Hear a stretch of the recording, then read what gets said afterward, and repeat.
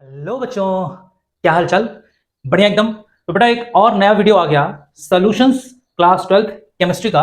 और आज के वीडियो में हम लोग डिस्कस करेंगे कंसंट्रेशन के टर्म्स। ठीक है, पहले वीडियो में हम लोगों ने ये डिस्कस किया था कि सॉल्यूशन क्या होता है, होमोजीनियस मिक्सचर क्या होता है, हेटेरोजीनियस मिक्सचर क्या होता है।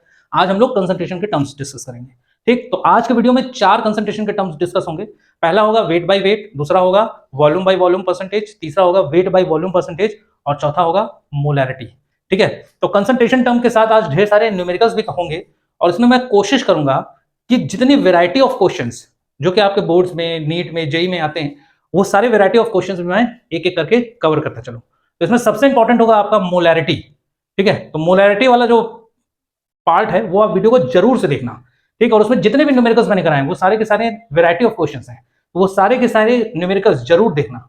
ठीक है, तो चलो शुरू करते हैं आज का वीडियो, जिसमें अपना पहला कंसंट्रेशन टर्म है बेटा wait by wait percentage.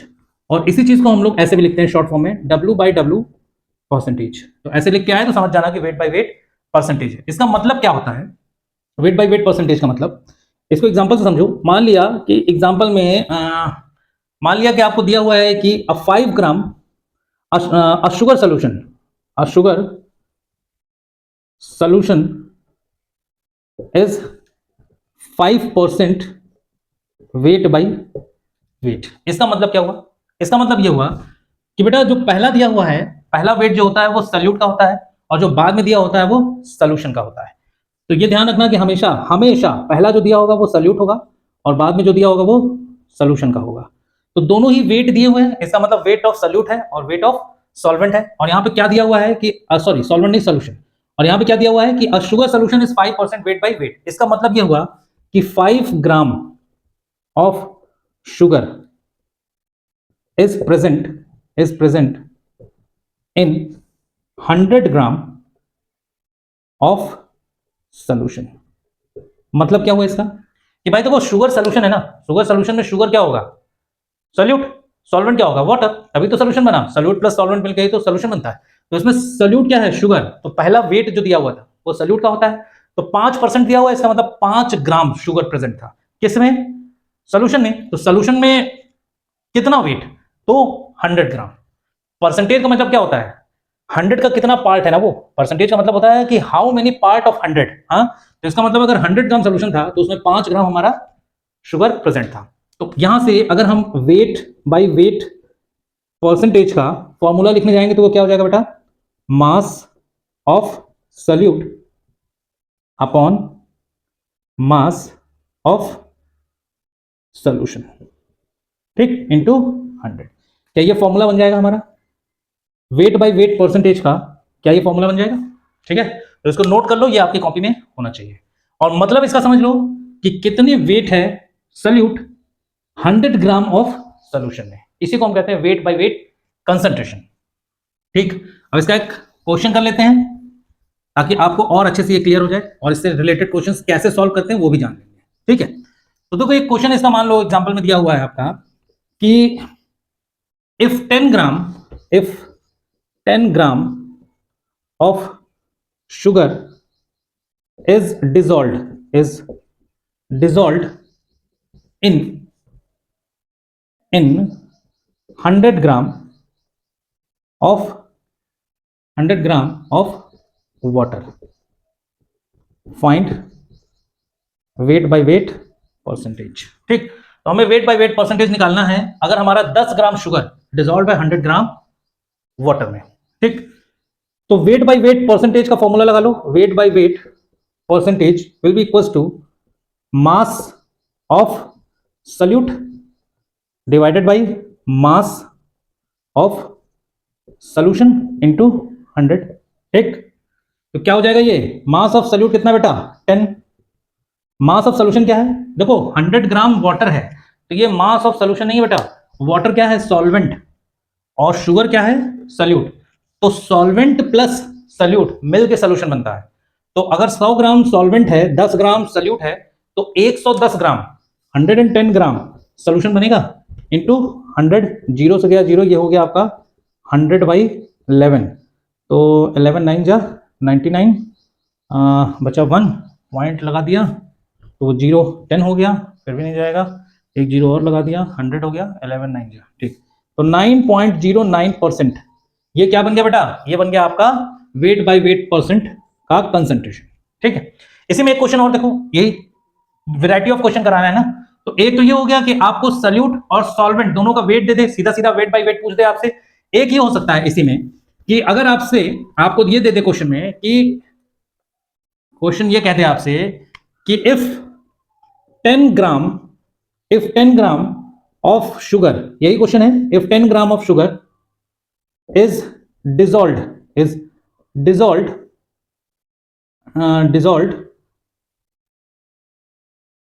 in 100 ml of solution, find weight by weight percent if density of solution is 1.2 ग्राम पर ml। अब यही क्वेश्चन था, बस इसको थोड़ा सा ट्विस्ट कर दिया गया।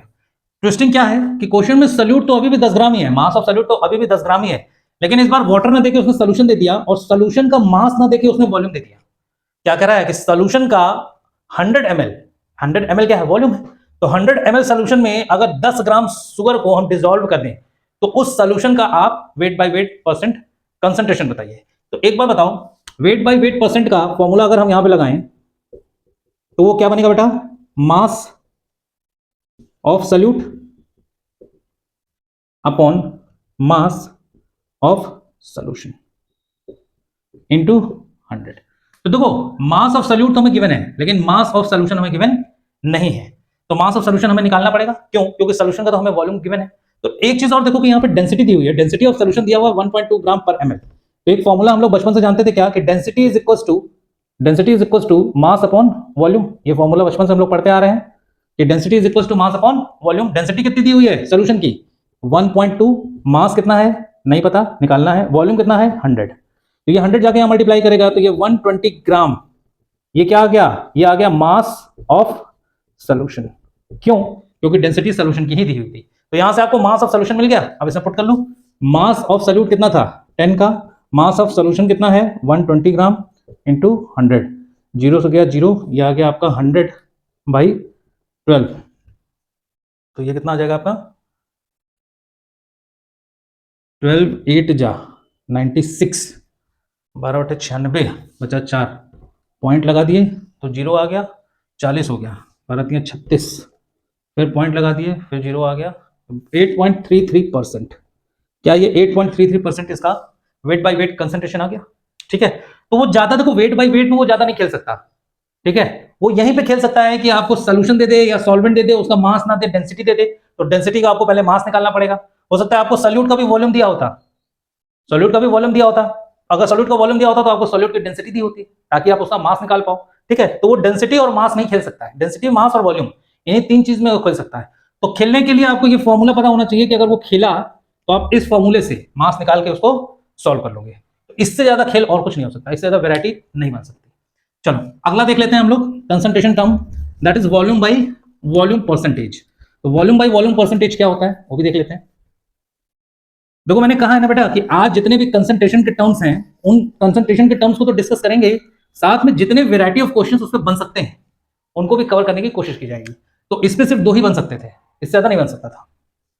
अगला टर्म आपका है वॉल्यूम बाई वॉल्यूम परसेंटेज। इसको हम लोग शॉर्ट फॉर्म में लिखते हैं V/V परसेंटेज। ठीक है, अब इसका एग्जांपल कैसे समझोगे? मान लो कि यहीं पे कह लो कि NaOH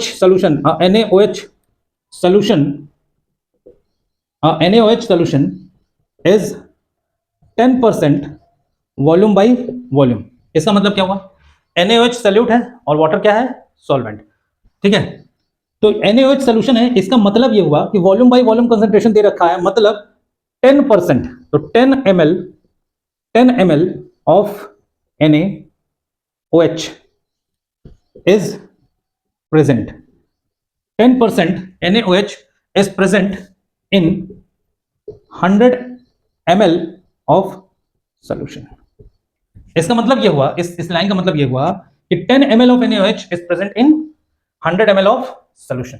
तो बेटा यहां से वॉल्यूम बाय वॉल्यूम परसेंटेज का फॉर्मूला क्या बन जाएगा? Volume by volume percentage will be equals to volume of solute upon volume of solution. ध्यान रखना बेटा कि ये जो कंसंट्रेशन टर्म्स हैं इनकी कोई यूनिट नहीं होती, क्योंकि वेट बाय वेट में मास अपॉन मास था, वॉल्यूम बाय वॉल्यूम में वॉल्यूम अपॉन वॉल्यूम है, तो यूनिट नहीं होगा इन दोनों का, यूनिटलेस क्वांटिटी होगी, परसेंटेज है ये। ठीक है, समझ में आ गई बात? तो ये हो गया आपका वॉल्यूम बाय वॉल्यूम। अब देखो वॉल्यूम बाय वॉल्यूम से बहुत ज्यादा क्वेश्चंस नहीं बनते, बनते हैं, हम ये नहीं कह रहे कि नहीं बनते, लेकिन बहुत ज्यादा नहीं बनते, इसको बहुत कम ही पूछते हैं लोग। ठीक है, क्योंकि वॉल्यूम में वो क्या खेलेंगे, मास देके वॉल्यूम पूछ सकते हैं ज्यादा ज्यादा, और कुछ नहीं कर सकते। इसका एग्जांपल अगर हम तुम्हें कराना चाहें तो इसको ऐसे समझ लो कि एक क्वेश्चन मैंने तुम्हें दे दिया कि if 10 gram of 10 gram of 10 ग्राम नहीं 10 ml, वॉल्यूम बाय वॉल्यूम कर रहे हैं ना, तो if 10 ml of NaOH is mixed in 100 ml of water, ठीक है, 100 ml of water, find volume by volume percentage. फिर से वही हो जाएगा, volume of solute upon volume of solution into 100। Volume of solute क्या है? 10 ml है, सॉल्यूशन क्या हो जाएगा, फिर से वाटर क्या है, सॉल्वेंट है, और ये सॉल्यूट, तो फिर से ये 110 इनटू 100, इसका भी वैल्यू क्या आ जाएगा 9.09। अभी अभी हम लोगों ने निकाला था ना, तो वो ऐसे ही क्वेश्चन होगा, बस वहां पे वेट बाय वेट दिया था, यहाँ पे वॉल्यूम और वॉल्यूम दिया होगा। या हो सकता है इसका वाटर की जगह सॉल्यूशन कर दे और उसका मास देते और डेंसिटी दे दे, तो मास और डेंसिटी से इस बार क्या निकालोगे आप, वॉल्यूम, और वॉल्यूम को निकाल के यहाँ पे सब्स्टिट्यूट कर लोगे।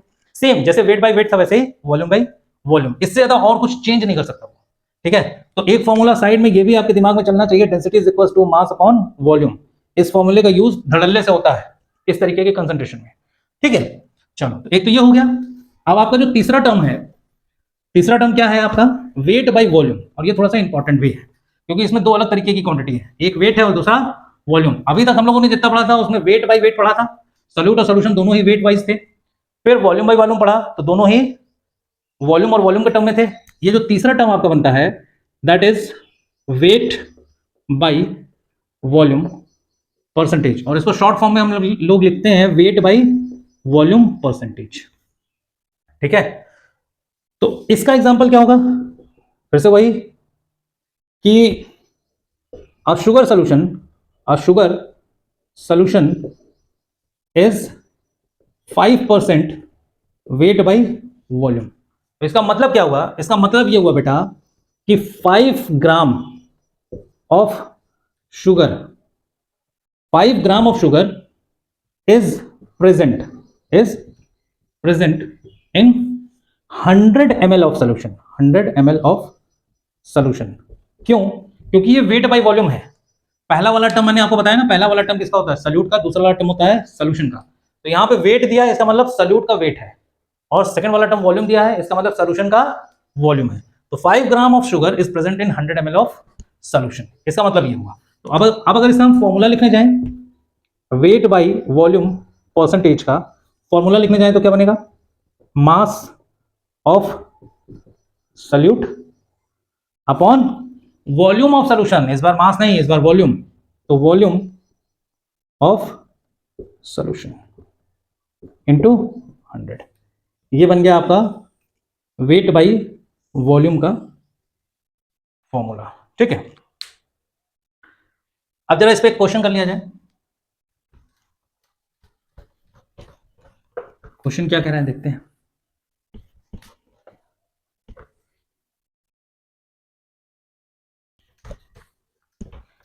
देखो मान लिया कि एक क्वेश्चन कह रहा है, क्वेश्चन ये कह रहा है कि a sugar solution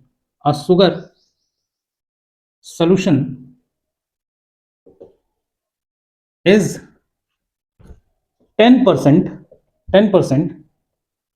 a sugar solution is 10% weight by volume, a sugar solution is 10% weight by volume, find volume by volume percentage। Question कह रहा है कि फाइंड वॉल्यूम नहीं, वेट बाय वेट मान लो, चलो wait by weight percentage if density of solution is 1.2 ग्राम पर ml, ये दिया हुआ है। तो देखो हमसे पूछ क्या रहा है, वेट बाय वेट परसेंटेज। ठीक, हमसे पूछ रहा है साहब वेट बाय वेट परसेंटेज। तो सबसे पहले तो इसका फॉर्मूला लिखो, क्या होगा, mass of solute upon mass of solution into 100, ये फॉर्मूला होगा। तो मास ऑफ सॉल्यूट क्या दिया हुआ है, a sugar solution is 10% weight by volume. Weight by volume इसका मतलब क्या हुआ, पहले तो ये जो क्वेश्चन दिया हुआ इसका मतलब लिखो कि 10% वेट बाय वॉल्यूम, इसका मतलब 10 gram of sugar, 10 gram of sugar is present in 100 ml of solution होगा। क्यों, क्योंकि ये वेट बाय वॉल्यूम है, तो इसका मतलब है कि 10 ग्राम वेट होगा सॉल्यूट का, वॉल्यूम होगा सॉल्यूशन का। तो 10 gram of sugar is present in 100 ml of solution, ये होगा। क्वेश्चन का मतलब ये हुआ। तो अब एक बार बताओ कि 10 ग्राम शुगर प्रेजेंट है, इसका मतलब मास ऑफ सॉल्यूट तो हमें पता है, तो W/W निकालने के लिए हमें 10 ग्राम सॉल्यूट तो पता है, लेकिन मास ऑफ सॉल्यूशन नहीं पता, हमें वॉल्यूम पता है, वॉल्यूम ऑफ सॉल्यूशन पता है। तो वॉल्यूम ऑफ सॉल्यूशन और इनटू डेंसिटी कर दूं, हम ये भी जानते हैं density is equal to mass upon volume. Density 1.2 है, मास नहीं पता, वॉल्यूम कितना है 100, फिर से क्या आएगा इधर 120 कर देगा, 120 ग्राम, ये क्या हो जाएगा मास ऑफ सॉल्यूशन। ठीक, तो मास ऑफ सॉल्यूशन यहां से निकल गया, रख दो यहां पे 120 ग्राम इंटू 100, जीरो गया जीरो, 100/12, ये कितना आया था 8.33%। ठीक, तो एक तो ये इस तरीके के क्वेश्चन आ सकते हैं इसमें। ठीक है, मतलब एक टर्म कंसंट्रेशन का दिया है, दूसरा टर्म पूछ रहा है, यहां पे वेट बाय वॉल्यूम दिया हुआ था, वेट बाय वेट पूछ दिया। एक ये भी खेल खेल सकता है वो। ठीक है, एक क्वेश्चन और देखो, एक वेराइटी ऑफ क्वेश्चन और देखो इसमें, एक तरीके से और भी क्वेश्चन आ सकता है। अगला वैरायटी क्या है क्वेश्चन का, अरे तुमने मुझे देखा होकर मेहरबान, तुमने मुझे देखा होकर मेहरबान। देखो मोल फ्रैक्शन क्या होता है, मोल फ्रैक्शन, बेटा मोल फ्रैक्शन का मतलब समझो। फ्रैक्शन बोले तो रेशियो ना, फ्रैक्शन बोले तो रेशियो। अब मान लो सपोज करो कि ये आपके पास एक बीकर है, क्या है ये बीकर, ठीक, और इसमें आपके 3 सब्सटेंस पड़े हुए हैं, मान लिया ये ए है, मान लिया ये बी है, मान लिया ये सी है, सबके सब इसके अंदर घुले हुए हैं। ठीक, तो अब आपको मोल फ्रैक्शन निकालना है। अब मान लिया ए जो है ये इसका 1 मोल है, बी के 2 मोल है और सी के 3 मोल है, यहां लिख लेते हैं, ए का 1 मोल है, बी का 2 मोल है, सी का 3 मोल है। ठीक, तो हमें मोल फ्रैक्शन बताना है। मोल फ्रैक्शन मतलब टोटल सॉल्यूशन में ए का कितना फ्रैक्शन है, बी का कितना फ्रैक्शन है और सी का कितना फ्रैक्शन है, यही तो मतलब हुआ ना। तो इसका मतलब हुआ ये क्या है, 1 मोल ए का है, 2 मोल बी के हैं, 3 मोल सी के हैं। ठीक, तो अगर हम बात करने जाएं तो हम कहेंगे mole fraction of A will be equals to, इसको इधर लिखते हैं साइड में, यहां पे दिखेगा नहीं, पूरा कवर नहीं होगा ये, यहां पे लिखते हैं मोल फ्रैक्शन ऑफ ए, क्या होगा ये होगा मोल of A, mole of A upon total मोल, यही तो होगा। टोटल मोल कितने थे, उन टोटल में से ए के मोल क्या थे, वो मोल फ्रैक्शन हो जाएगा। तो मोल फ्रैक्शन, मोल ऑफ ए क्या था 1, टोटल मोल कितने थे 3 2 5 और 1 6, तो 1/6 will be the mole fraction of A. Similarly mole fraction of B अगर निकालें तो mole of B upon total mole, और ये क्या हो जाएगा, मोल ऑफ बी कितना है 2, तो 2/6 ये मोल ऑफ बी हो जाएगा। ठीक है, सिमिलरली मोल ऑफ सी अगर निकालने जाए तो वो क्या होगा, mole of C upon total mole, और ये हो जाएगा आपका 3/6। ठीक है, आगे बात समझ में। अब तो केमिस्ट्री में मोल फ्रैक्शन को डिफाइन करने के लिए एक साइन दिया गया है जीटा, इसको हम कहते हैं जीटा। क्या कहते हैं? जीटा। ठीक, ये कुछ एक्स टाइप का ही फॉर्म होता है, लैटिन वर्ड होता है ये जीटा, इसको कहते हैं जीटा। कुछ किताबों में इसी मोल फ्रैक्शन को नीटा से लिखते हैं, ये है नीटा। चाहे आप जीटा कहो चाहे आप नीटा कहो, दोनों का मतलब क्या है? Mole fraction. ठीक, तो यहीं पे अगर हम सिंबल के फॉर्म में लिखना चाहें तो हम कहेंगे mole fraction of A will be equals to mole of A, that is number of mole of A, that is 1 upon total number of mole, that is 6। Zeta B will be equals to 2/6, zeta C will be equals to 3/6। समझ में आ गई बात? Clear? अब एक चीज यहां पे और नोट करना, क्या कि बेटा किसी भी सॉल्यूशन में जितने भी सॉल्यूट हैं, जितने भी पार्टिकल्स हैं, उन सबके अगर मोल फ्रैक्शन को हम ऐड करते हैं तो उसकी वैल्यू हमेशा 1 होती है। मतलब अगर हम जीटा ए plus zeta B plus zeta c इन तीनों को ऐड कर दें तो इसकी वैल्यू हमेशा 1 आएगी। ठीक है, ये इंपॉर्टेंट चीज है, ध्यान रखना। छोटी सी बात है लेकिन काम की बात है। Zeta A plus zeta B plus zeta C will be equals to 1। तो देखो जीटा ए क्या है? 1/6 प्लस जीटा बी क्या है? 2/6 प्लस जीटा सी क्या है? 3/6। इन सबको ऐड करो, एलसीएम कितना आएगा? 6। 1 + 2 3, 3 + 3 6, 6/6। क्या ये बना जाएगा? ठीक, तो ये चीज नोट कर लेना, इंपॉर्टेंट है। छोटी सी बात है लेकिन इंपॉर्टेंट बात है। ठीक है, तो ये था आपका मोल फ्रैक्शन। चलो इस पे जरा कुछ क्वेश्चंस कर लेते हैं। ठीक है, कुछ क्वेश्चंस कर लिए जाए। मान लिया कि क्वेश्चन आपसे कह रहा है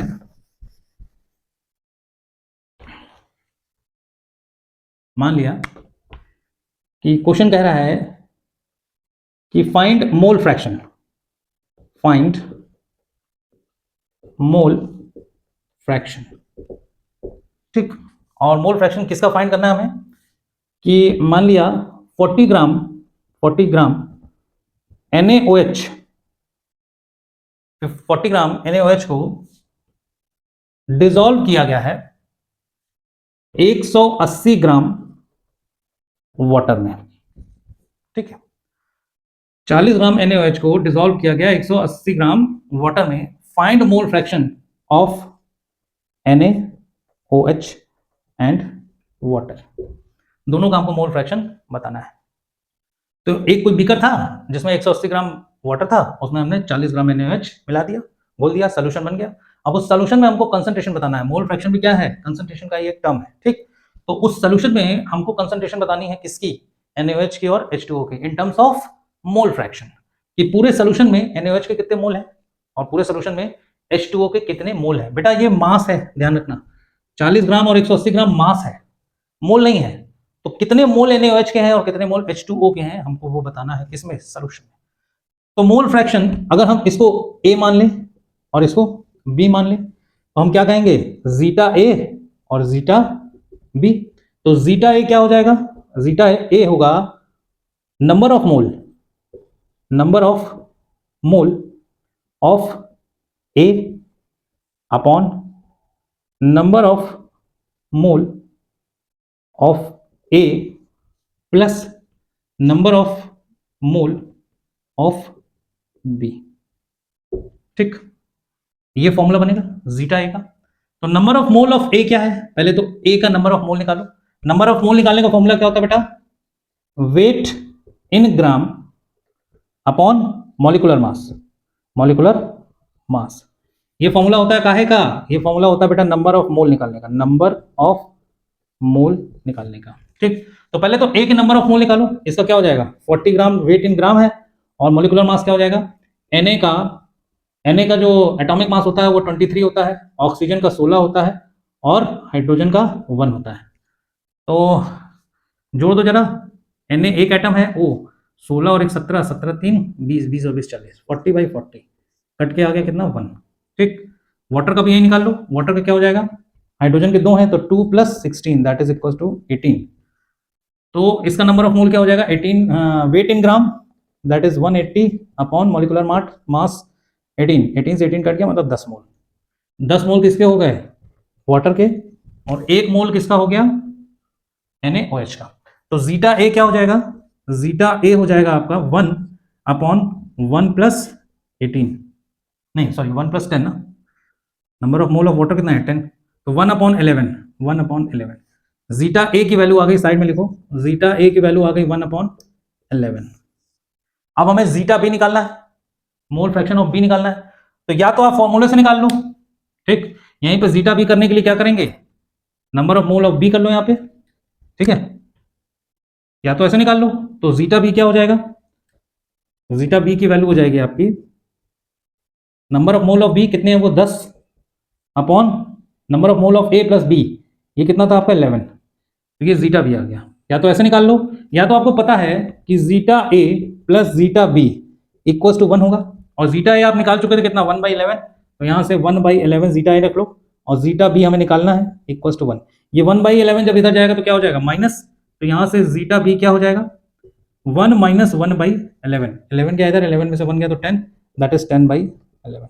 तो देख लो 10/11 तो यहाँ से भी आ रहा है, तो इसका मतलब ये चीज एक बार फिर से प्रूव हो गई क्या कि number of mole fraction of all constituents in the solution, sum of mole fraction of each constituents in the solution will always be equal to 1। मतलब सारे कंस्टिट्यूएंट्स का मोल फ्रैक्शन अगर हम ऐड कर दें तो वो हमेशा 1 आएगा, ठीक है। तो ये हो गया, नोट करो इसको।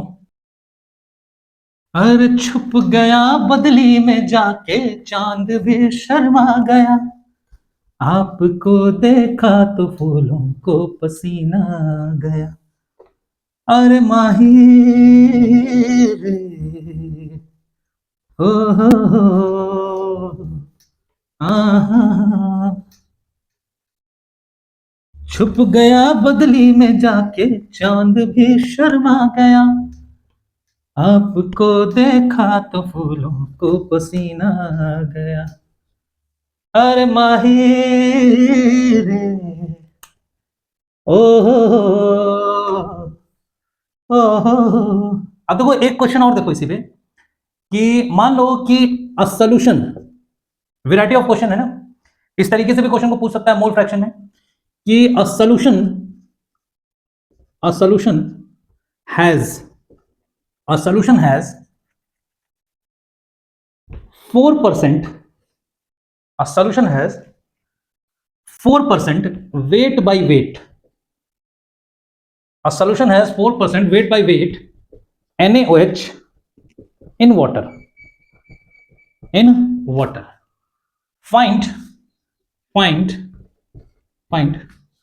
mole fraction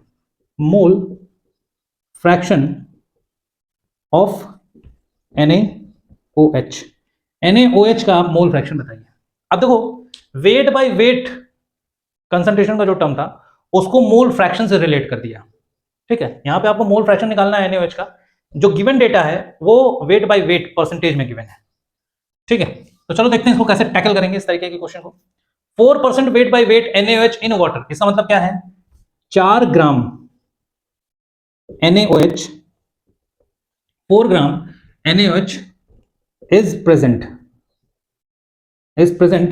in 100 gram of water, यही तो हुआ ना, मतलब इसका 100 ग्राम वेट बाय वेट है, मतलब सल्यूट का भी वेट दिया है और सॉल्यूशन का भी वेट दिया है, ठीक है। तो जो सॉल्यूशन था वो 100 ग्राम ऑफ वाटर नहीं बल्कि 100 ग्राम ऑफ सॉल्यूशन कह लो इसको, वाटर तो सॉल्वेंट होगा ना, 100 ग्राम ऑफ सॉल्यूशन ये कह लो, ये सही स्टेटमेंट है, वाटर गलत हो जाता, वाटर इज सॉल्वेंट, यहां पे सॉल्यूशन 100 ग्राम है, ठीक। तो अब एक बार बताओ, अगर 4 ग्राम NaOH is present in 100 gram of solution, तो वाटर क्या था सॉल्वेंट, वो कितने ग्राम होगा, अगर 100 ग्राम सॉल्यूशन में 100 ग्राम सॉल्यूशन में 4 ग्राम सल्यूट है तो 96 ग्राम सॉल्वेंट होगा, इसका मतलब यह है कि 96 gram water is present in 100 gram of solution. बोलो हाँ या ना, बोलो। अरे बोलो सर, आप सुनेंगे कैसे? अरे तुम बोलो, हम सुन लेंगे। बोलो तो, मन से मन के तार जुड़े होने चाहिए। समझ में आ रही है बात? समझ में आ रही है कि 4 ग्राम NaOH अगर 100 ग्राम सोल्यूशन में है, तो बेटा सोल्यूशन अगर 100 ग्राम का है तो उसमें 4 ग्राम सोल्यूट है, तो बचे हुए 96 ग्राम सॉल्वेंट के होंगे। और वाटर क्या है यहाँ पे? सॉल्वेंट। इसका मतलब 96 gram of water is present in 100 gram of solution. तो देखो NaOH और वाटर, इन दोनों का मास हमको पता लग गया। सोल्यूशन में 2 कंस्टिट्यूएंट कौन कौन से थे? एक NaOH और एक वाटर। दोनों का हमको मास पता लग गया। दोनों के मोल निकालो जरा। Number of mole of NaOH क्या होगा? ये wait in gram upon molecular मास, ये तो होगा। तो वेट इन ग्राम कितना है? 4 ग्राम का है। और मॉलिक्यूलर मास कितना होता है? सोडियम का होता है 23, ऑक्सीजन होता है 16, हाइड्रोजन होता है 1।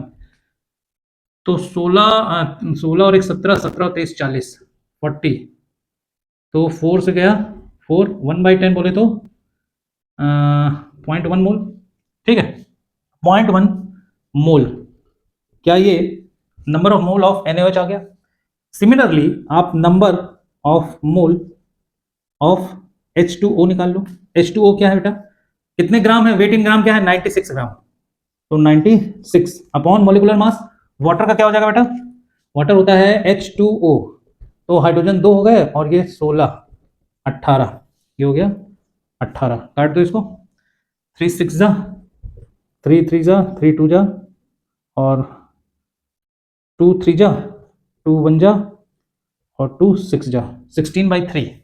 हाँ सही काटे ना? 3 छंग 18, 3 त्रिक 9, 3 दूनी 6। ठीक है, फिर 2 3 6, 2 1 कम 2, 2 6 12। ठीक है, 16/3। इसके मोल कितने आ गए? 16/3। ठीक है, तो इसको 1/10 ही लिख लो। फिर फ्रैक्शन में जब आ रहा है तो 1/10 ही लिख लो, आसान हो जाएगा। ये क्या आ गया बेटा? जीटा ए। और ये क्या आ गया? सॉरी जीटा ए नहीं, Na। और ये Nb आ गया। अब हमको क्या निकालना है? Fraction of NaOH। तो NaOH को हमने क्या माना है? ए माना है। या छोड़ो यार, इसको number of mole of NaOH ही लिखो, ए और बी में कंफ्यूज हो जाओगे। और ये वाटर लिख लो H2O। ठीक है, 1/10 और 16/3 लिख लो, 1/10 और 16/3। ठीक, आप एक बात बताओ बेटा, हमको मोल फ्रैक्शन बताना है किसका? NaOH का। NaOH का मोल फ्रैक्शन बताने के लिए फॉर्मूला क्या हो जाएगा? Zeta of NaOH will be equals to number of mole of NaOH upon number of mole of NaOH plus number of mole of water। यही फॉर्मूला हो जाएगा मोल फ्रैक्शन का। ठीक है, तो यहां से number of mole of NaOH कितना है? 1/10 है, दैट इज 1/10 अपॉन 1/10 प्लस 16/3। इसको सॉल्व कर लो, जो आएगा वो आंसर है। तो करके देख लो, 1/10 प्लस 16/3 क्या हो जाएगा? एलसीएम आ जाएगा 30 का, यहाँ 3 आ जाएगा और यहाँ 160 आ जाएगा। तो 60 163, 163/30, ये मोल फ्रैक्शन ये आ गया। तो ये आ जाएगा आपका 1/10, 160/30 है तो पलट जाएगा 30/163, 0 से गया 0, that will be equals to 3/163। That will be the answer. Mole fraction of NaOH will be equals to 3/163। मतलब 163 मोल में 3 मोल प्रेजेंट होंगे NaOH के। क्लियर है? चलो, तो इस तरीके के क्वेश्चंस भी आ सकते हैं। ध्यान, डेटा मैंने अपने से बनाया था बेटा, तो इसलिए थोड़ा सा आंसर ऐसा टिपिकल सा आ गया 3/163। बाकी एग्जाम में अगर आपके जो क्वेश्चन आएंगे तो उनमें डेटा इस हिसाब से सेट करके देगा कि आपका एग्जैक्ट आंसर कट जाएगा। ठीक है, तो मैंने तो आपको सिर्फ तरीका बताया ना, मैं आपको वैरायटी ऑफ क्वेश्चंस को टैकल करने का तरीका बता रहा हूँ। डेटा में क्या रखा है? डेटा तो कुछ भी हो सकता है। चलो, तो यहाँ पे हो गया आपका मोल, नंबर ऑफ मोल फ्रैक्शन। और अब शुरू होने जा रहा है मोलैरिटी। तो मोलैरिटी बेटा बहुत ध्यान से देखना, बहुत इंपॉर्टेंट है। ठीक है, इंपॉर्टेंट तो ये भी थे लेकिन इनसे क्वेश्चन आते हैं। ठीक है, लेकिन मोलैरिटी जो है ना, मोलैरिटी वो बहुत इंपॉर्टेंट है। ये इंपॉर्टेंट थे, मोलैरिटी बहुत इंपॉर्टेंट। ठीक है, तो मोलैरिटी हम लोग शुरू करने जा रहे हैं। क्या होता है मोलैरिटी? मोलैरिटी बेटा ध्यान रखना, एक होता है मोलैरिटी और एक होता है मोलैलिटी। तो मोलैरिटी हम लोग पढ़ रहे हैं, आर है ये, आर, मोलैरिटी। और इसको हम रिप्रेजेंट करते हैं बेटा कैपिटल M से। इसको हम रिप्रेजेंट करते हैं कैपिटल M से। तो मोलैरिटी होता क्या है? मोलैरिटी होता है बेटा concentration of solute in terms of number of moles present in 1 liter solution, 1 liter solution। तो इसको अगर हम डिफाइन करने जाएं तो इसको कैसे डिफाइन करेंगे कि number of moles of solute, number of moles of solute present in 1 liter of solution। तो इसका जो डेफिनेशन है वो ये है कि number of moles of salute present in 1 litre of solution. तो सीधा सीधा इसका फॉर्मूला भी तो यही डेफिनेशन से ही बन गया क्या कि मोलैरिटी क्या हो जाएगा, मोलैरिटी हो जाएगा number of moles of solute upon volume in litre. काहे का वॉल्यूम, सॉल्यूशन का वॉल्यूम। 1 लीटर सॉल्यूशन में कितने मोल हैं सॉल्यूट के, यही तो उसकी कंसंट्रेशन है। ठीक, तो ये फॉर्मूला बन गया किसका, मोलैरिटी का। फॉर्मूला बन गया किसका बेटा, मोलैरिटी का। नोट करो, ये आपकी कॉपी में होना चाहिए। ये फॉर्मूला ध्यान रखना, molarity will be equals to number of moles of solute upon volume in litre. काहे का वॉल्यूम, सॉल्यूशन का। इंपॉर्टेंट फॉर्मूला, इससे आपके कई सारे क्वेश्चंस सॉल्व होंगे। ठीक है, चलो ये फॉर्मूला आपकी कॉपी में होना चाहिए। अब जरा मोलैरिटी से रिलेटेड कुछ क्वेश्चंस हम लोग देखते हैं। समझ में आ गया, number of moles of solute in 1 litre of solution. अच्छा, अब थोड़ा एक एग्जांपल देखो कि मान लो अगर ये कहा हुआ है कि NaOH solution, NaOH solution is 0.2 molar.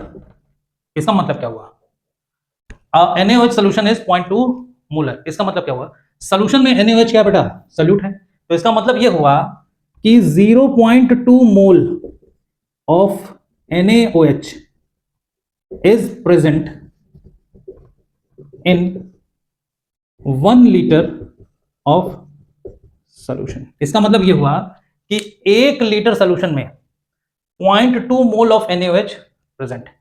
ठीक है, तो फॉर्मूला तो हमें पता है, number of moles of solute present in 1 litre of solution, लेकिन पढ़ना भी तो आना चाहिए ना। क्वेश्चन में आपको ऐसे लिख के देगा, तो 0.2 मोलर, कैपिटल M जहां भी लिखा है इसका मतलब है वो मोलर है, R मोलैरिटी।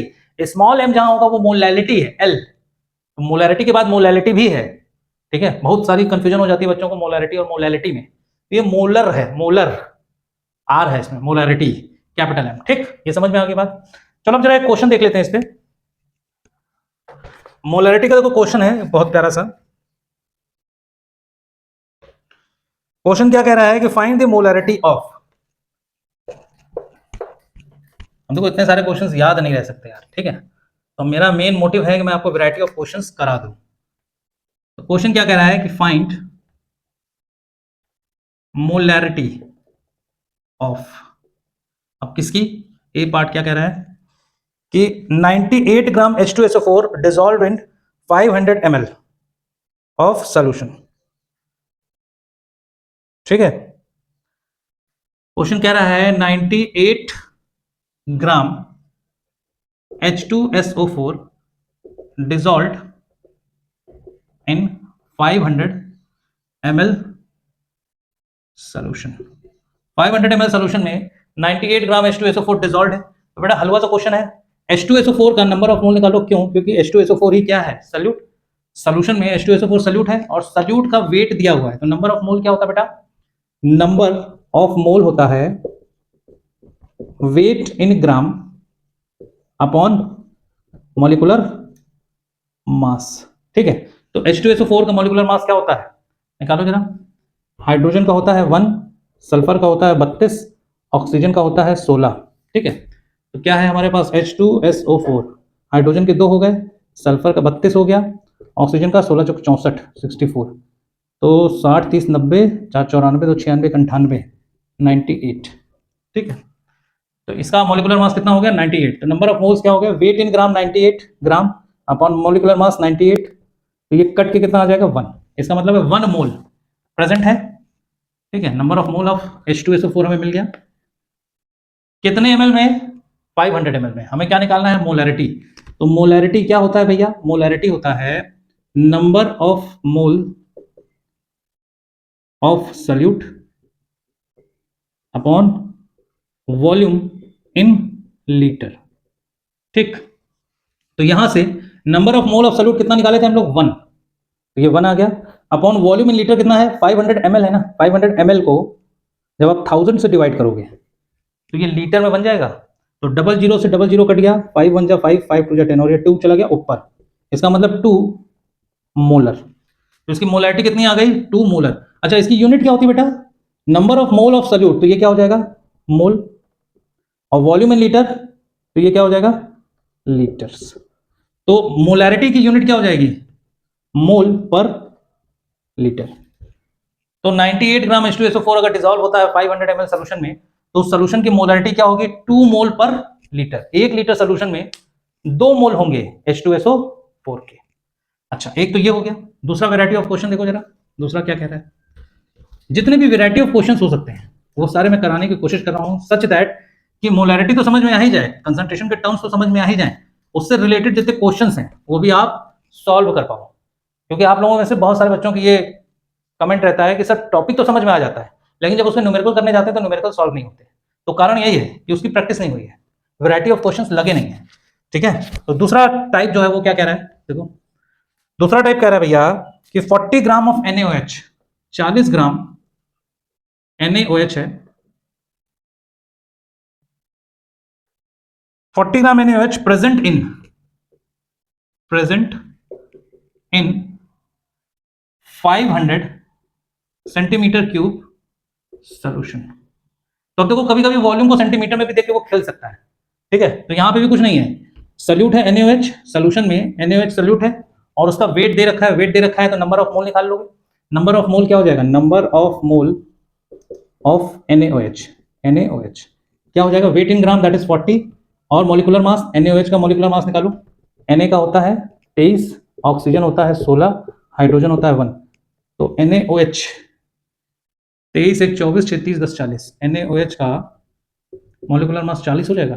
तो 40/40 दैट इज इक्वल टू 1, ठीक। तो नंबर ऑफ मोल तो आ गया 1। हमें क्या चाहिए वॉल्यूम, मोलैरिटी निकालने के लिए हमें चाहिए number of moles of solute, वो हमें मिल गया है 1 है, अपॉन वॉल्यूम इन लीटर काहे का सॉल्यूशन का, और सॉल्यूशन का वॉल्यूम यहां किसमें दिया है सेंटीमीटर क्यूब में। तो एक बात बताओ बेटा, 1 लीटर इक्वल्स टू 1000 ml होता है और 1 litre equals to 1000 centimetre cube भी होता है। ml और सेंटीमीटर दोनों छोटी यूनिट्स हैं, लीटर बड़ी यूनिट है, ठीक है। तो यहां से अगर हम निकालने जाएं मोलैरिटी तो क्या हो जाएगा बेटा, नंबर ऑफ मोल क्या है 1, वॉल्यूम कितना है 500 सेंटीमीटर क्यूब और इसको डिवाइड करोगे 1000 से तब ये लीटर बन जाएगा। अरे यार 1000 centimetre cube equals to 1 litre, तो 1 centimetre cube equals to 1/1000 litre. तो 1/1000 लीटर कर दिए, 00 से 00 कट गया, 5 1 जा 5, 5 2 जा 10, 2 गया ऊपर दैट इज 2 मोल पर लीटर। इसका भी आंसर कितना आ गया 2 मोल पर लीटर। तो ये क्यों क्वेश्चन मैंने कराया कि वो वॉल्यूम की यूनिट में भी खेल सकता है, तो इसीलिए एक फॉर्मूले में लिखा हुआ है कि वॉल्यूम हमेशा आपको लीटर में लिखना है, जो भी वॉल्यूम दिया है उसको नहीं लिखना है, वॉल्यूम हमेशा आपको लीटर में लिखना है, ठीक। तो एक तो ये वैरायटी हो गई आपकी। अगली वैरायटी देखते हैं क्या है, देखो अगली वैरायटी बन जाएगी आपकी,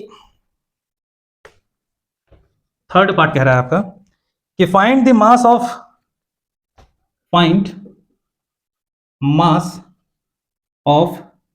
calcium hydroxide, find mass of CaOH whole twice present इन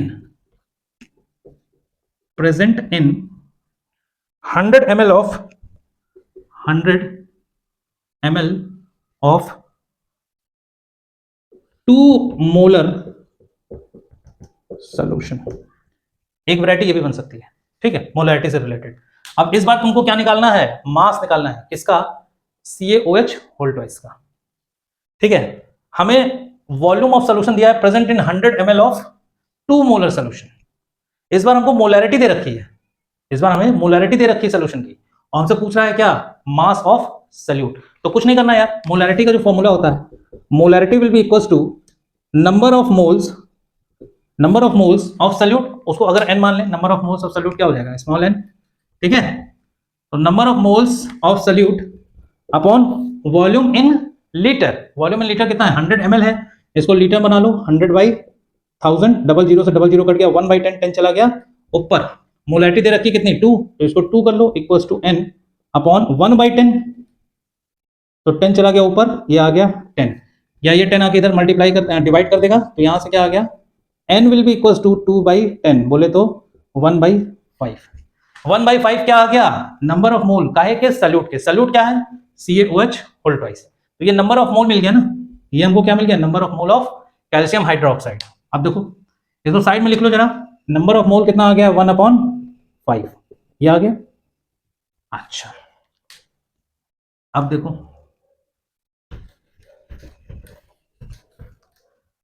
बेटा नंबर ऑफ मोल होता क्या है, नंबर ऑफ मोल होता है वेट इन ग्राम, और इसी को हम मास कहते हैं, अपॉन में मॉलिक्यूलर मास, मॉलिक्यूलर मास यही तो होता है, ठीक है, मॉलिक्यूलर मास। तो बेटा नंबर ऑफ मोल कितना आ गया है, 1/5 आ चुका है हम लोगों का। वेट इन ग्राम हमको निकालना है, वेट इन ग्राम हमें निकालना है, मॉलिक्यूलर मास हम निकाल लेंगे, ठीक है। कैल्शियम का जो एटॉमिक मास होता है बेटा वो होता है 40, ऑक्सीजन का होता है 16, और हाइड्रोजन का होता है 1। तो कैल्शियम हाइड्रोक्साइड, हाँ, कैल्शियम का हो गया 40 प्लस ऑक्सीजन का हो गया 16, 16 और 1 17, 17 दूनी 34, 34, तो क्या ये 74 आ जाएगा, ठीक है। तो ये आ गया आपका 74, ठीक है। ऑक्सीजन हो गया 16, हाइड्रोजन 1 17, 17 दूनी 34, ट्वाइस है ना, तो 17 दूनी 34, 40, 40 30 70 4 74, ठीक। ये 74 आके इधर मल्टीप्लाई करेगा, तो वेट इन ग्राम जो होगा वो क्या हो जाएगा, 74/5, ये कितना हो जाएगा, 5 एकम 5, 52, इधर चला गया, 5 चौक के 20, 5 एकम 5, इधर गया 2, 5 चौक के 20, पॉइंट लगा दिया 0, 5/40, 14.8 ग्राम।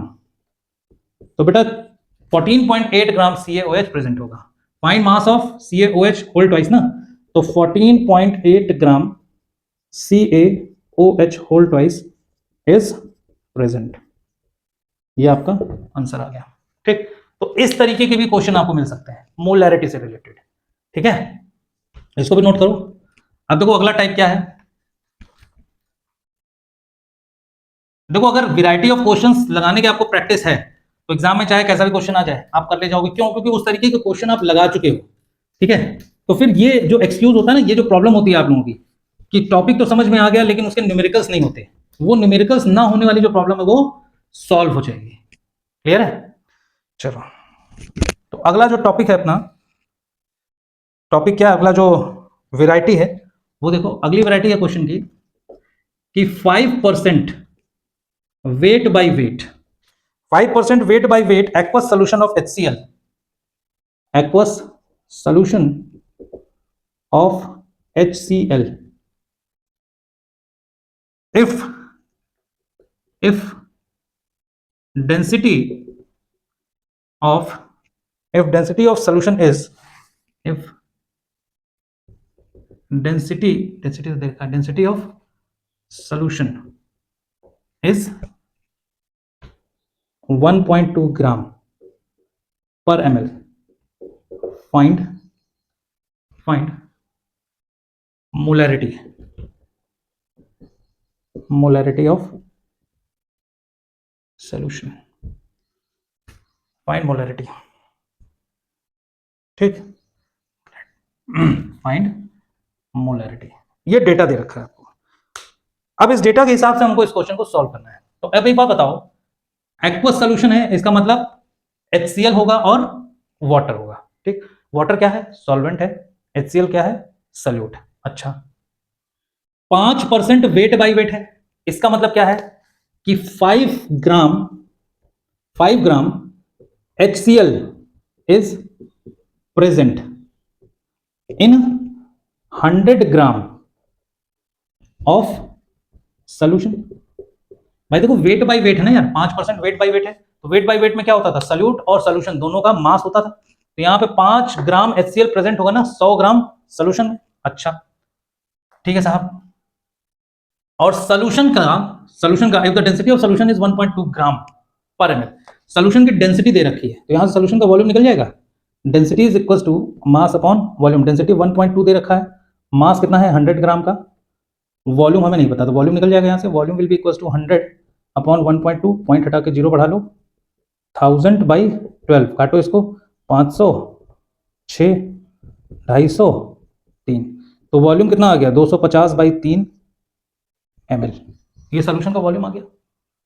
ठीक है, हमको बताना है मोलैरिटी। हाँ अच्छा, तो इतने ml आ गए ना, इसको हम ऐसे भी लिख सकते हैं कि अगर 5 ग्राम HCl प्रेजेंट है 100 ग्राम सोल्यूशन में, तो हम ये भी कह सकते हैं कि 5 ग्राम HCl is present in 250/3 ml of solution. ये भी तो कह सकते हैं, क्योंकि जो 100 ग्राम सोल्यूशन का मास है वो इतने वॉल्यूम के बराबर होगा, और इतने वॉल्यूम में 5 ग्राम HCl ही प्रेजेंट होगा। समझो, अगर 100 ग्राम सोल्यूशन में 5 ग्राम है, तो इतने ml में भी तो 5 ही ग्राम होगा। क्यों? क्योंकि इतना ml जो वॉल्यूम है वो 100 ग्राम के बराबर ही तो है, डेंसिटी से ही तो निकाले हम लोग। ठीक, अब मोलैरिटी का फॉर्मूला लगा दो। क्या निकालना है हमको? Find the molarity. मोलैरिटी क्या होता है दादा? मोलैरिटी क्या होता है? मोलैरिटी होता है नंबर, मोलैरिटी होता है number of mole of solute upon volume. काहे में? लीटर में। काहे का? सोल्यूशन का। अच्छा, तो molarity will be equals to, पहले तो मोल निकालो, क्या है का? सोल्यूट का। सोल्यूट क्या है? HCl है। कितने ग्राम है? 5 ग्राम है। तो n की वैल्यू क्या होगी? n की वैल्यू होगी weight in gram upon molecular mass. HCl का मॉलिक्यूलर मास बताओ जरा। HCl हाइड्रोजन होता है 1 और क्लोरीन होता है 35.5, तो n हो जाएगा तुम्हारा, वेट इन ग्राम है 5 ग्राम और 35 और एक 1 36.5। ठीक है, तो नंबर ऑफ मोल हो जाएगा आपका 5/36.5 अपॉन वॉल्यूम कितना हो जाएगा 250/3, 250/3। तो मोलैरिटी यहां से क्या आ जाएगी? मोलैरिटी आ जाएगी आपकी 5/36.5 इंटू 3/250। 5 से काटो, 5 × 25, तो ये आपका आ जाएगा 3/50 इंटू 36.5, इतने मोल पर लीटर। क्या आ गया? ये मोलैरिटी। ठीक है, इतने मोल पर लीटर। अब इसको सॉल्व करते रहना यार, मैं यहाँ पे आपको मल्टीप्लिकेशन डिवीजन नहीं बताने आया हूं, समझ रहे हो? तो यहाँ पे 50 इंटू 36.5 क्या होगा और 3 में डिवाइड करो क्या, ये सब बताने में नहीं आया हूं। मेरा मेन मुद्दा ये है कि वैरायटी ऑफ क्वेश्चंस आपको कैसे सॉल्व कराना है। ठीक है, सॉल्यूशंस के जो क्वेश्चंस बनेंगे एग्जाम में या जेई में या नीट में, उनको आपको सॉल्व कैसे करना है, ये सब तो आप कर ही लोगे। ठीक है, तो इसका क्या आंसर आएगा? जो भी आएगा डेसिमल में वो आपका मोल पर लीटर हो जाएगा। तो एक वैरायटी ये हो गई थी आपकी क्वेश्चन की। ठीक, अब जरा अगली वैरायटी देख लेते हैं। क्वेश्चन की अगली वैरायटी क्या है? देखो बेटा, जितनी वैरायटी के क्वेश्चंस आप लगाओगे उतने ज्यादा फायदे में रहोगे। ठीक है ना, तो सारी वैरायटी के क्वेश्चंस मैं कवर करने की कोशिश कर रहा हूं, आप भी उनको फॉलो जरूर करो, ताकि आपको भी वैरायटी ऑफ क्वेश्चन सॉल्व करने का तरीका समझ में आ जाए। देखो अगला क्वेश्चन क्या कह रहे हैं।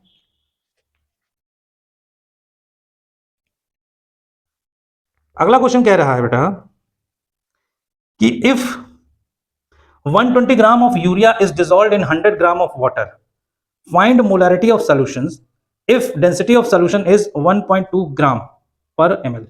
देखो अब इसमें क्वेश्चन ने कुछ थोड़ा सा खेल दिया, क्या खेला है अभी पता लगेगा। कह रहा है क्वेश्चन कि if 120 gram of urea, urea क्या होता है बेटा? यूरिया होता है NH2CO NH2। ठीक है, if 120 gram urea is dissolved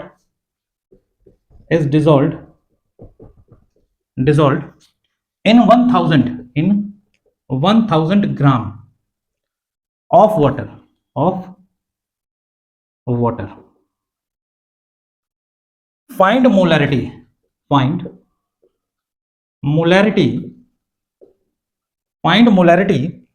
of solution। Molarity of solution, ठीक है। If density of solution is, if density of solution is 1.2 ग्राम पर ml, ये आपका क्वेश्चन है, ठीक।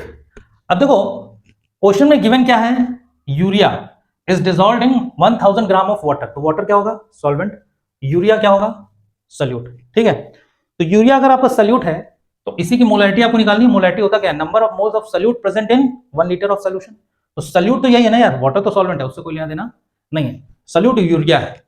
तो पहले तो number of mole of urea निकालें, क्यों, क्योंकि हमको फाइंड मोलैरिटी ऑफ सॉल्यूशन निकालना है यार। मोलैरिटी होगा क्या, n upon volume in litre, और n काहे का, नंबर ऑफ मोल काहे का, सॉल्यूट का, सॉल्यूट कौन है, यूरिया, तो यूरिया का पहले नंबर ऑफ मोल निकाल लो।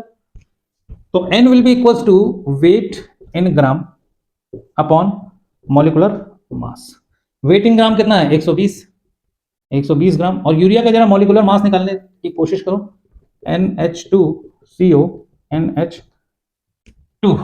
नाइट्रोजन कितना होता है बेटा, नाइट्रोजन का एटॉमिक नंबर होता है 7, तो एटॉमिक मास हो जाएगा 14, ठीक। और हाइड्रोजन होता है 1, कार्बन होता है 12, ऑक्सीजन होता है 16। तो NH2 का होल ट्वाइस करो, N का हो जाएगा 14, H2 2, इसको मल्टीप्लाई बाई 2 कर लो, प्लस कार्बन का 12 प्लस ऑक्सीजन का 16, कितना हो जाएगा, 14 2 16, 16 दूनी 32 प्लस 12 प्लस 16 कितना होगा, 30 10 40 10 50 56 58 60, 60 हो जाएगा। ये हो जाएगा बेटा 120/60, कट के आएगा 2। तो number of mole of solute कितना आ गया, 2, ठीक। अच्छा, तो नंबर ऑफ मोल तो हमारे 2 आ गए। अब इसको हटा देते हैं, इसको नोट कर लेना यार, बैक करके पॉज करके। नंबर ऑफ मोल हमारे आ गए 2, n की वैल्यू आ गई 2, ठीक है। अब हमको चाहिए volume of solution in litre.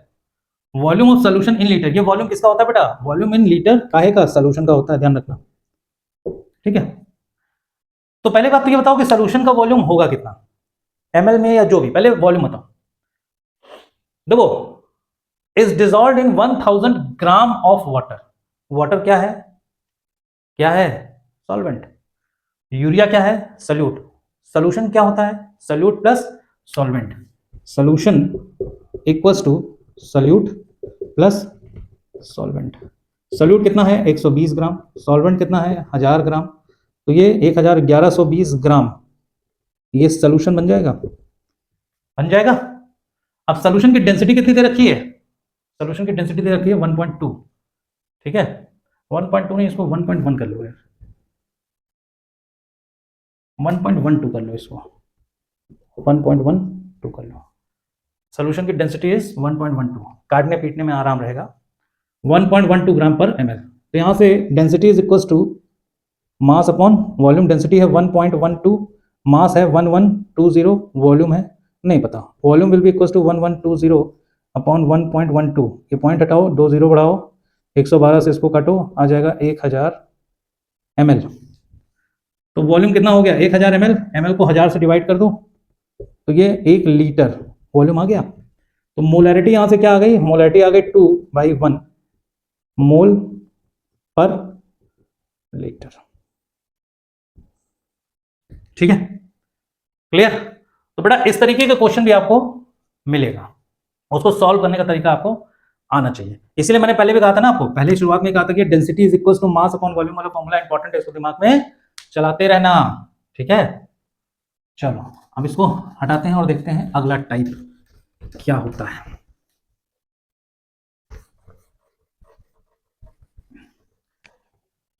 हो दिल कहता है ये कहने दो। देखो अगला टाइप क्या कह रहा है कि find the mass of KOH present in 150 centimetre cube of decimolar aqueous solution. अब देखो सेमीमोलर, डेसीमोलर, ये सब क्या होता है ये समझो। सेमी, डेसी, ये सब पता है ना। देखो मोलर का मतलब होता है, अगर हम सेमीमोलर कहते हैं, सेमीमोलर सॉल्यूशन, तो इसका मतलब हो गया क्या, 1/2 मोलर। हाँ, डेसीमोलर कह दें, डेसीमोलर सॉल्यूशन, तो मतलब 1/10। डेसी का मतलब क्या होता है, 1/10 होता है। तो जो भी सॉल्यूशन की मोलरिटी थी उसका 1/10 मोलर। ठीक है, सेमी मोलर, डेसीमोलर, ये सब क्या होते हैं 1 बाई में। ठीक, तो ये तो क्लास 7th 8th में पढ़ाया गया होगा मैथ्स में। ठीक है, क्वेश्चन देखते हैं, क्वेश्चन क्या कह रहा है, किस तरीके के क्वेश्चंस आ सकते हैं वो देख रहे हैं हम लोग। क्वेश्चन कह रहा है हमारा कि भैया find the mass of KOH, find mass of KOH present in 150 centimeter cube of decimolar aqueous solution, decimolar aqueous solution। Question ये कह रहा है कि भैया हमको KOH की मास बताना है इसमें, उस सोल्यूशन में जिसकी मोलैरिटी क्या है 1/10 और उसका वॉल्यूम कितना है 150 सेंटीमीटर क्यूब।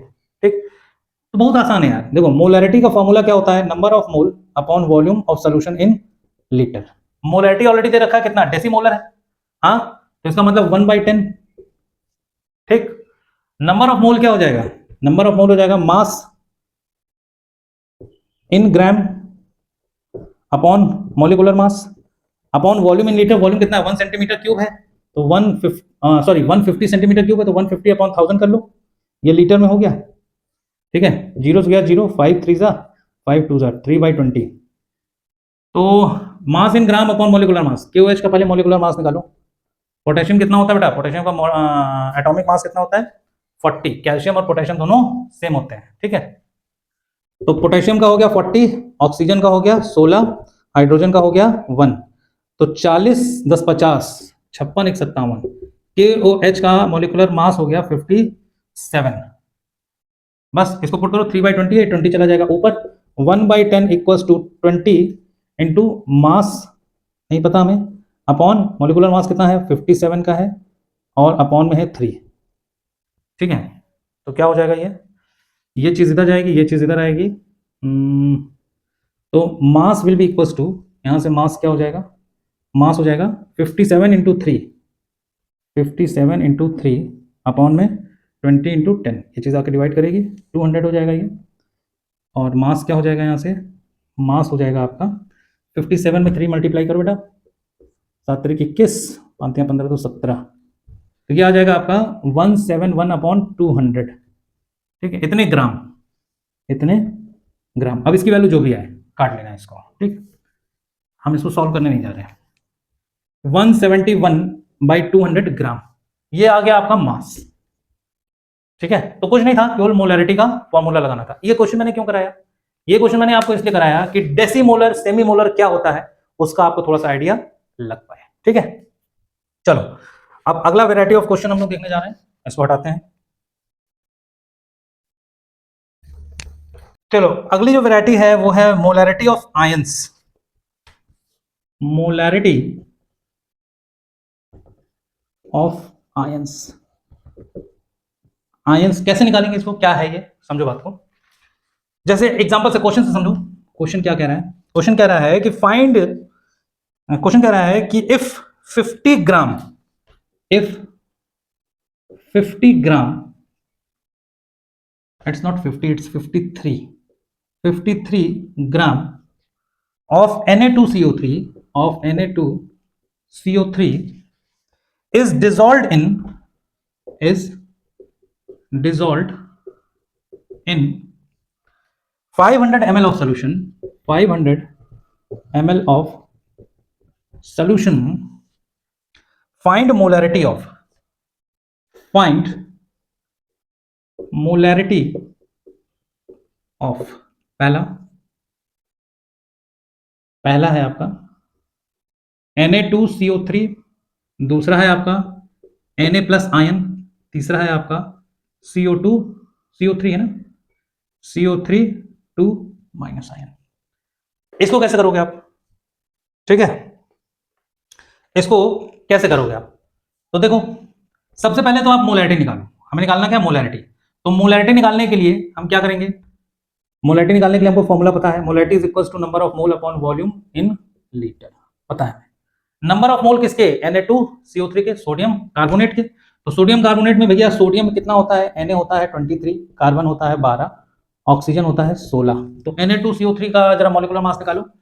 23 दूना 46, 46 प्लस कार्बन हो गया 12 और 16 16 16 32 16 48, तो 40 40 80, 80 और 10 90, 90 10 100 106, 106, ठीक है 106 हो जाएगा। तो यहाँ से नंबर ऑफ मोल क्या आ जाएगा, number of mole of Na2CO3 N equals to weight in gram 53 upon molecular mass 106, 1 जा 2 जा, N की वैल्यू आ गई 1/2, ठीक है N की वैल्यू आ गई 1/2, तो रखो यहाँ पे 1/2 upon volume in litre.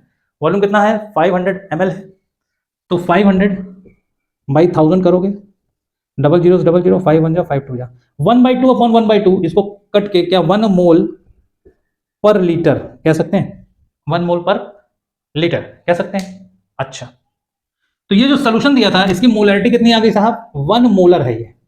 1 molar बोले तो Na2CO3 1 लीटर में 1 मोल प्रेजेंट है, ठीक। अब देखो अभी क्या मैं बताने जा रहा हूं, सुनो,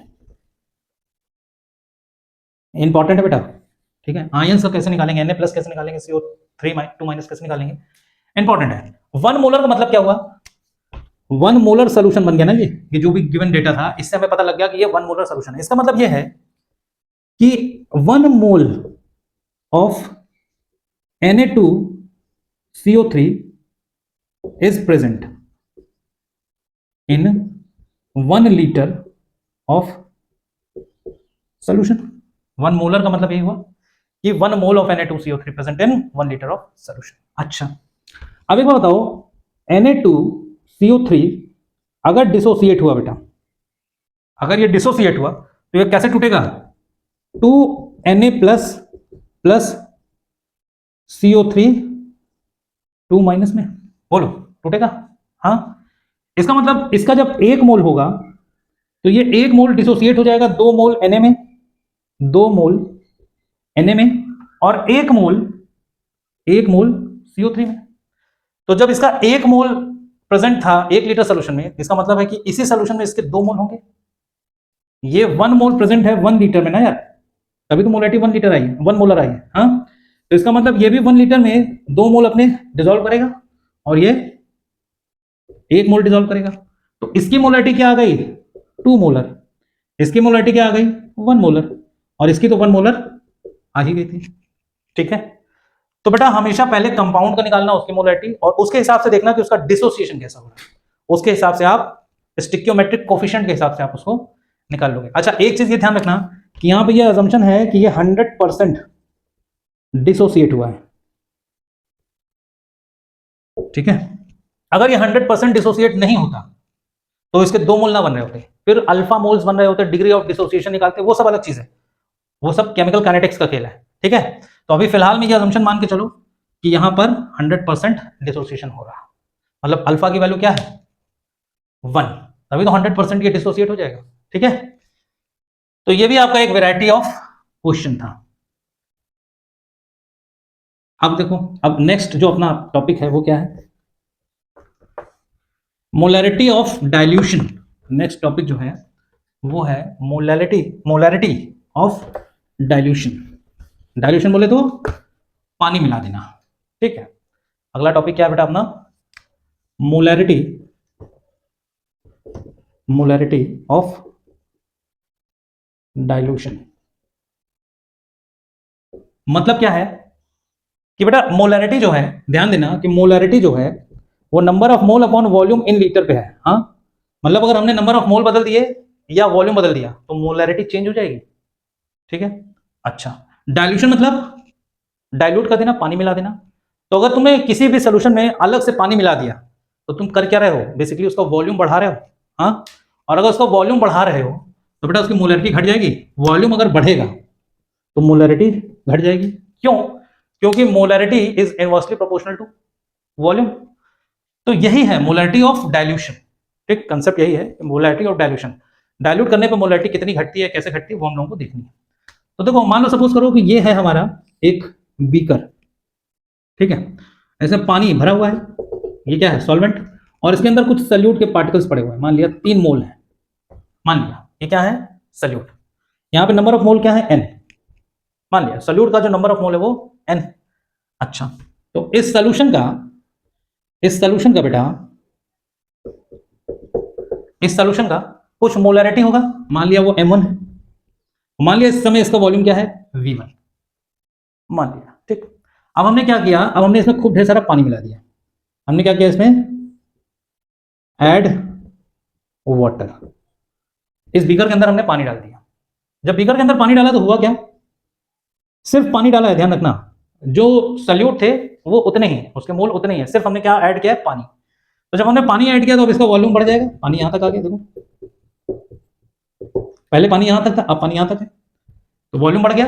अब वॉल्यूम बढ़ गया तो वो v1 तो नहीं होगा, बट ऑब्वियस वो v2 हो जाएगा, और वो v2 v1 से हमेशा ज्यादा होगा। यहां से एक चीज ये भी समझ में आती है कि v2 is always greater than v1, एक चीज तो ये समझ में आती है। अच्छा, अब number of moles of salute जो था वो तो सेम है, सल्यूट तो आपने मिलाया नहीं, तो सल्यूट पहले भी 3 थे, मतलब n थे, और अभी भी n है। Number of mole of solute तो पहले भी जितने थे उतने ही अभी भी है, आपने तो सिर्फ पानी मिलाया है ना, डाइल्यूट किया है ना। अच्छा, तो जब आपने पानी मिलाया तो मोलैरिटी तो घट जाएगी, बट ऑब्वियस है क्योंकि m is inversely proportional to volume. तो मान लिया इस टाइम पे इसकी मोलैरिटी क्या है, m2। और एक चीज ये भी समझ में आती है यहां से कि m2 is must be less than m1, ये m2 छोटा होगा m1 से, इसकी मोलैरिटी ज्यादा होगी, इसकी मोलैरिटी कम होगी, यहां से समझ में आता है। ठीक, अच्छा, अब एक चीज ये बताओ कि इन दोनों ही केसेस में क्या चीज कांस्टेंट है, number of mole of solute. तो अगर इस केस में हम m1 निकालें, पहले वाले केस में, तो m1 होगा क्या, m1 होगा n अपॉन v1, यहां से n क्या आएगा, ये v1 आके मल्टीप्लाई करेगा, n will be equals to m1 into v1, यहां से मिलेगा। और यहां से क्या मिलेगा, यहां से अगर हम m2 निकालने जाएं तो m2 क्या हो जाएगा, n अपॉन v2, v2 आके मल्टीप्लाई करेगा तो n will be equals to m2 into v2, ये होगा इन दोनों केसेस में। अब देखो बेटा, n क्या है, n सेम है ना, n तो सेम ही रहने वाला है, it is not going to be change. Number of mole of solute तो कांस्टेंट रहने वाले हैं, तो यहां का n और यहां का n, ये दोनों आपस में क्या होंगे, बराबर। तो हम कह सकते हैं since n is equals to n, so m1 v1 equals to m2 v2। ठीक, बात समझ में आ गई। तो बेटा ये है आपके डाइल्यूशन का फॉर्मूला। अब देखो अगला जो टॉपिक है वो है मोलैरिटी ऑफ अ मिक्सचर। ये डाइल्यूशन का था, अब मिक्सचर का है। अगर दो अलग अलग सॉल्यूशन को हम मिक्स कर दें, ठीक है, तो जो नया मिक्सचर बनेगा, दो अलग अलग सॉल्यूशंस को मिलाने से जो नया मिक्सचर बनेगा उसकी मोलैरिटी कैसे निकालोगे। ठीक, अगला टॉपिक क्या है, अगला टॉपिक मोलैरिटी ऑफ मिक्सचर।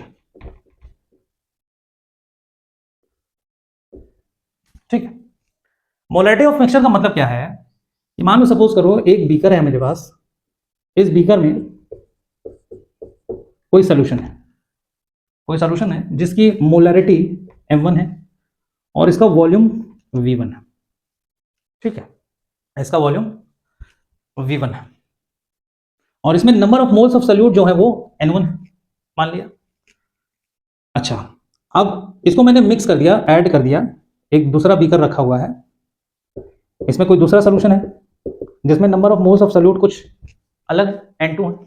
अच्छा, इसका वॉल्यूम अगर v2 है और इसकी मोलैरिटी m2 है, इन दोनों सॉल्यूशन को हमने क्या किया, मिक्स किया।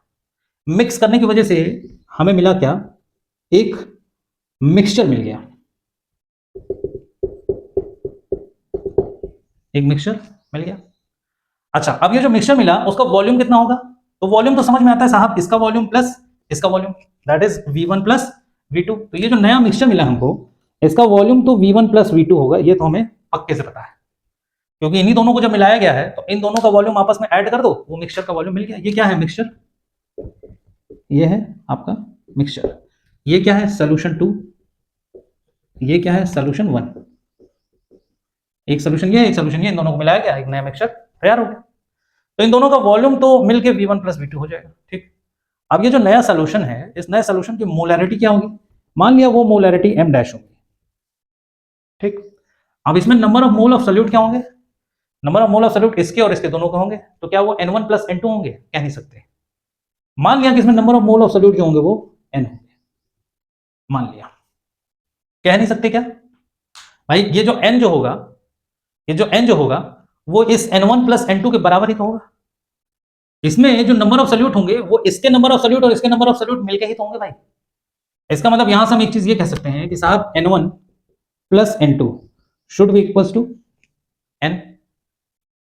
इतनी बात समझ में आती है? अब अगर N1 यहां से हम निकालने जाएं तो M1 इक्वल्स टू क्या होगा बेटा? N1 अपॉन V1, यहां से N1 क्या मिलेगा? M1 into V1। Similarly N2 क्या मिलेगा? M2 into V2। Similarly N क्या मिलेगा? M dash into V1 plus V2। ठीक, इन सारी वैल्यूज को यहां पुट करो। N1 क्या आएगा? M1 V1 plus M2 V2 equals to M dash V1 plus V2। ठीक, अब यहां से इस नए मिक्सचर की अगर आपको मोलैरिटी निकालनी है तो वो M डैश होगी, और वो M डैश यहां से क्या आएगा? M dash will be equals to M1 V1 plus M2 V2 upon V1 plus V2। बोलो, ये कहानी समझ में आई?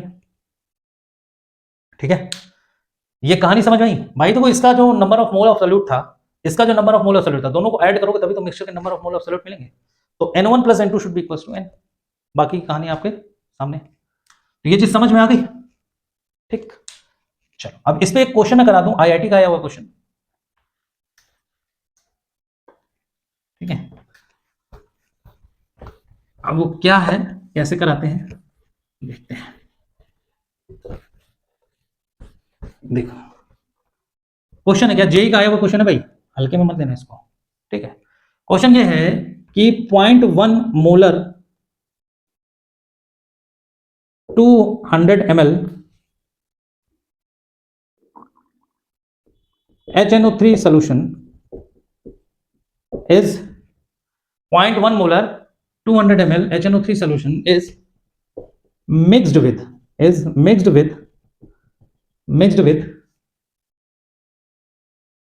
10 molar HCl solution या HNO3 solution, HNO3 solution, इससे कोई फर्क नहीं पड़ता, HNO3 solution, चलो HCl ही कर लो, HCl solution। ठीक, find molarity 10 molar HCl and 800 ml, 10 molar and 800 ml HCl solution। Volume भी तो गिवन होना चाहिए ना यार। 800 ml HCl solution। Find molarity of mixture की मोलैरिटी आप बताइए। तो सीधी सा बात है, मिक्सचर का मोलैरिटी क्या होता है? M dash that will be equals to M1 V1 plus M2 V2 upon V1 plus V2। सारी वैल्यूज दी हुई थी, खाली आपको वैल्यू पुट करनी थी, लेकिन ये पता होना चाहिए कि मिक्सचर के मोलैरिटी को निकालते कैसे। ठीक है, M1 क्या है? 0.1, V1 कितना है? 200 प्लस M2 कितना है? 10, V2 कितना है? 800 डिवाइडेड बाई V1 कितना है? 200, 200 और 800, 1000। ठीक है, क्या बन जाएगा ये? 200 को 0.1 से मल्टीप्लाई करोगे तो एक जीरो को डेसिमल खा गया, बचा कितना? 20 प्लस 8000। हाँ, 20 प्लस 8000 अपॉन 1000, 8020 बाई 1000, तो ये कितना हो जाएगा? 8.02। तो M डैश कितना आ गया बेटा? M डैश आ गया 8.02 मोलर। ये आपका आंसर। ठीक है, तो जेई का आया वो क्वेश्चन था, दो सॉल्यूशंस को मिक्स करके जो मिक्सचर आया था उसका इसने मोलैरिटी पूछा था आपसे। ठीक, तो यहां पे आज का वीडियो बेटा खत्म होता है। मोलैरिटी और कंसंट्रेशन, मोलैरिटी तक जितने भी कंसंट्रेशन के टर्म थे, 4 टर्म्स मैंने आज कवर किए हैं। Wait by wait, wait by volume, volume by volume और मोलैरिटी। और मैंने अपनी पूरी कोशिश की है कि बेटा जितने भी वैरायटी ऑफ क्वेश्चंस मैं करा सकता हूं आप लोगों से, वो सब कुछ मैंने इस वीडियो में कवर किया है। ठीक है, तो इस वीडियो को पूरा देखने के बाद आई थिंक कि आपके कंसेप्ट जो है वो काफी हद तक क्लियर हो जाएंगे, और टॉपिक क्लियर होने के बाद अब न्यूमेरिकल भी सॉल्व होने लगेंगे। क्यों? क्योंकि वैरायटी ऑफ क्वेश्चंस आपने कर लिए।